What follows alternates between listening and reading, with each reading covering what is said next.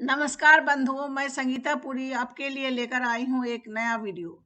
इस वीडियो में आप तुला लग्न के जातकों के बारे में समझ पाएंगे। आसमान के 180 डिग्री से 210 डिग्री तक के भाग का नामकरण तुला राशि के रूप में किया गया है।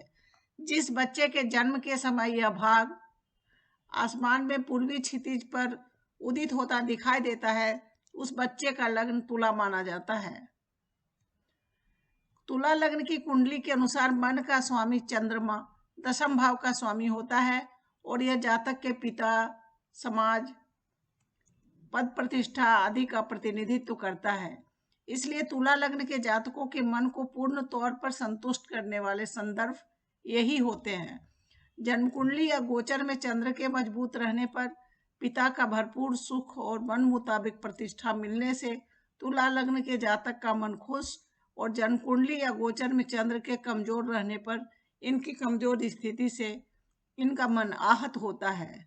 तुला लग्न की कुंडली के अनुसार समस्त जगत में चमक बिखेरने वाला सूर्य एकादश भाव का स्वामी होता है और यह जातक के लाभ, मंजिल आदि का प्रतिनिधित्व करता है। इसलिए अपने नाम यश को फैलाने के लिए तुला लग्न के जातक अपने लाभ को मजबूत बनाने पर जोर देते हैं। नाम यश फैलाने के लिए ये अपनी मंजिल को बहुत मजबूत बनाने में दिलचस्पी लेते हैं।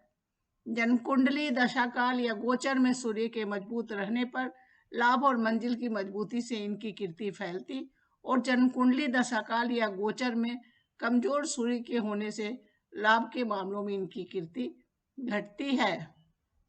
तुला लग्न की कुंडली के अनुसार मंगल द्वितीय और सप्तम भाव का स्वामी होता है और यह जातक के धन, कोष, घर गृहस्थी, ससुराल पक्ष आदि का प्रतिनिधित्व करता है। इसलिए इस लग्न के जातकों के घर गृहस्थी में धन का काफी महत्व होता है। जन्म कुंडली, दशाकाल या गोचर में मंगल के मजबूत रहने पर इनकी आर्थिक स्थिति से की मजबूती से घर गृहस्थी का वातावरण बहुत अच्छा होता है। पत्नी पक्ष से या ससुराल से भी धन प्राप्त करने की संभावना बनी होती है। विपरीत स्थिति में यानी जन्म कुंडली, दशाकाल या गोचर में मंगल के कमजोर रहने पर आर्थिक मामलों की कमजोरी घर गृहस्थी के मामले को कमजोर बनाती है। ससुराल पक्ष का माहौल भी कमजोर बना होता है।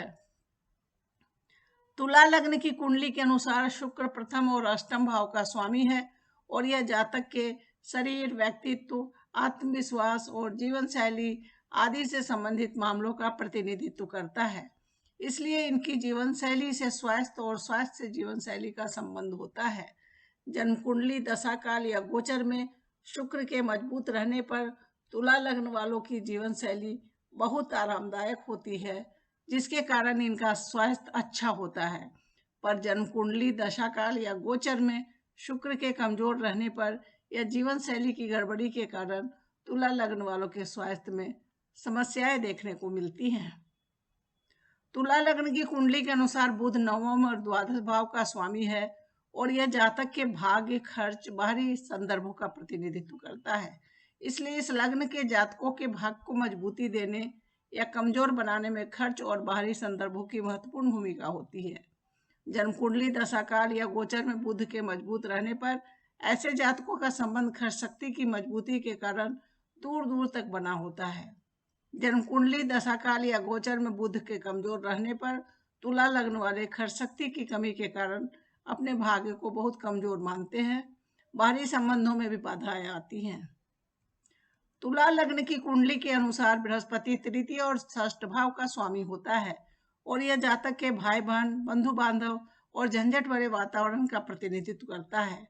इसलिए तुला लग्न के जातकों के भाई बहन, बंधु बांधव का झंझट से संबंध बना होता है। जन्म कुंडली, दशाकाल या गोचर में बृहस्पति के मजबूत होने पर तुला लग्न के जातकों को भाई बहन, बंधु बांधव का सुख प्राप्त होता है, जिससे प्रभाव की बढ़ोतरी होती है। इसके विपरीत जन्म कुंडली, दशाकाल या गोचर में बृहस्पति के कमजोर होने पर तुला लग्न वाले जातकों को भाई बहन, बंधु बांधवों में कमजोरियों को झेलने को विवश होना पड़ता है। इनसे झंझट होने की संभावना भी बहुत अधिक होती है।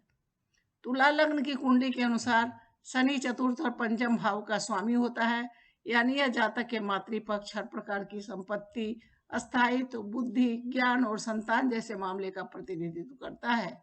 इसलिए इस लग्न वाले जातकों के अपनी और संतान पक्ष की पढ़ाई लिखाई में मातृपक्ष की भूमिका होती है। संतान के द्वारा अस्थायित्व के मजबूत और कमजोर होने की संभावना बनती है। जन्मकुंडली दशा काल या गोचर में शनि के मजबूत रहने पर ऐसे जातकों को माता से सुख प्राप्त होता है, खुद की सूझबूझ अच्छी होती है, संतान पक्ष बहुत मजबूत स्थिति में होता है। पर जन्मकुंडली दशा काल या गोचर में शनि के कमजोर रहने पर तुला लग्न वाले मातृपक्ष के सुख में कमी, छोटी बड़ी संपत्ति का सुख न प्राप्त करने के कारण स्थायित्व की कमी और अपनी और बच्चों की पढ़ाई लिखाई के मामलों में असफलता प्राप्त करते हैं। यदि यह वीडियो आपको पसंद आया हो तो प्लीज इस वीडियो को लाइक करें, अपने मित्रों रिश्तेदारों के मध्य शेयर करें। यदि आप ऐसे और वीडियो चाहते हो तो इस चैनल को सब्सक्राइब कर बेल आइकन को क्लिक कर ऑल को सेलेक्ट करें ताकि हमारे सभी वीडियोस के नोटिफिकेशंस आपको मिल सके।